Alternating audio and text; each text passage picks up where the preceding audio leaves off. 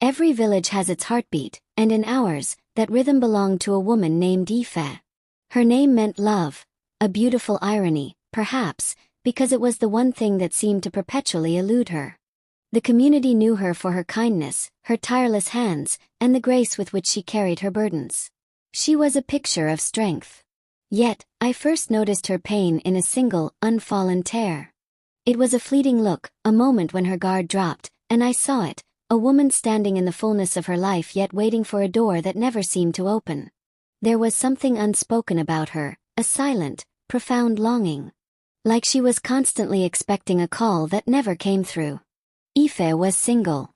Not by choice, but by a refusal to settle. She wasn't just searching for a husband, she was searching for a partner, a companion to grow with, spiritually, culturally, and morally. She wanted a mirror for her soul, not just a man for her home. But every time the conversation drifted to love and marriage, her voice would tremble, her large eyes clouding with a complex blend of longing and fear. She was ready for love, but terrified of betrayal.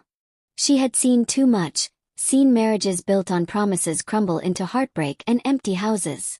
She carried the collective pain of her community's failed relationships like an unseen weight.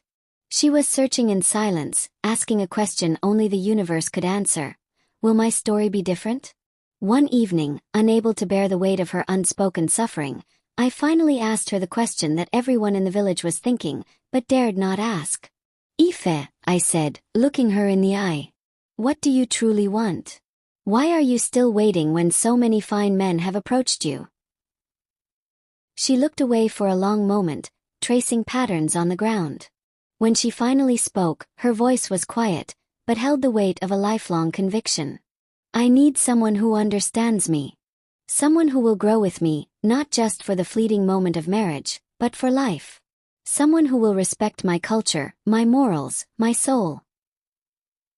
She told me her painful truths, of the men who saw her beauty but ignored her faith, of those who offered money but demanded she compromise her traditions, of past heartbreaks where love turned out to be a mere transaction. They wanted a beautiful, dutiful wife, but not a whole person. They offered me a house, but not a home. They offered me wealth, but not peace. I learned that my soul is not a thing to be bought or rushed.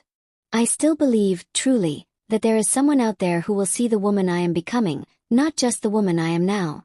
Her hope wasn't loud or demanding, it was unyielding. It was a tiny, fierce flame she guarded with her silence and her self-respect. She was waiting for the men who would respect the depth of her. Over the months that followed, I became a silent witness to